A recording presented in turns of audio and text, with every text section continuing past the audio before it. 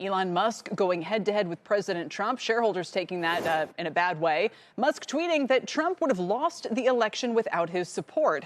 Here now for more is Tesla Bull. That's how you're being described out of Dan Ives of Wedbush. You just launched the Ives ETF, which I haven't had a chance to congratulate you on.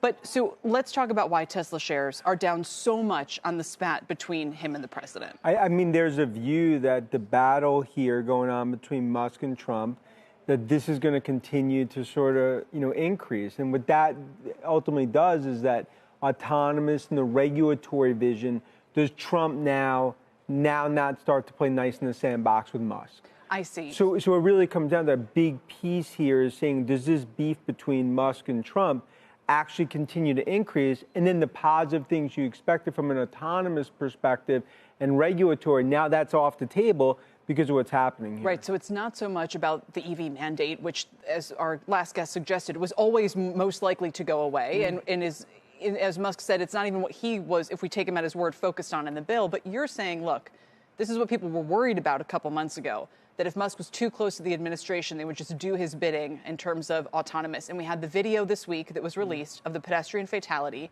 which is raising questions once again about whether their camera-based technology is the superior way to go or enough of a way to go versus LiDAR that it should be kind of broadly rolled out. So at the very moment that that's in the spotlight, here goes Elon Musk from the administration, potentially with the administration's ire. Yeah, I mean, the timing is obviously very head-scratching in terms of Musk just going aggressively, right, in terms of the shot across the bow. And next week, you have the launch of Cybercab robotaxis in Austin.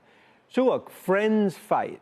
So again, I think this is not one that you could basically say this is going to continue to get worse and worse. But clearly, there's a line in the sand here. Musk has taken a stance.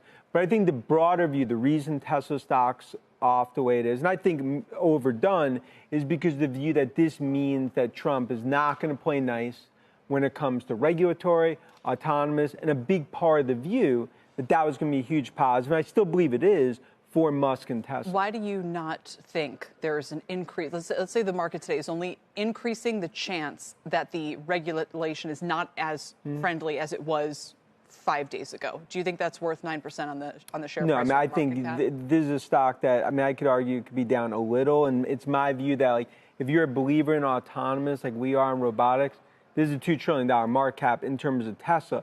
But the view that you went from basically first buddy in terms of Musk with Trump in the White House, Mar-a-Lago, and now they're doing this fight over social media, it's not what you want to see as a Tesla shareholder.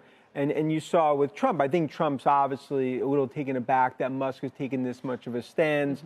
But again, this is one where there can be a lot more chapters to this story. I don't think it's done right here. Is there a benefit from Musk distancing himself as it relates to the buying public, the future buying public of Teslas? Well, there's a big benefit. And the benefit, it actually is not about, in terms of their actual customer base in the U.S., whether Democrat or Republican, it's China.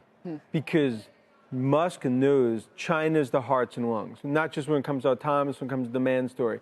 The further he distances himself to some extent from, Trump, I think that's one that when it comes to China, in terms of within Beijing, that's definitely not a negative. That's super interesting. So that's our view here. Definitely get the popcorn out. I don't think we're done here. Dan, I'm glad we could pull you away. 돈 벌리게 불어나란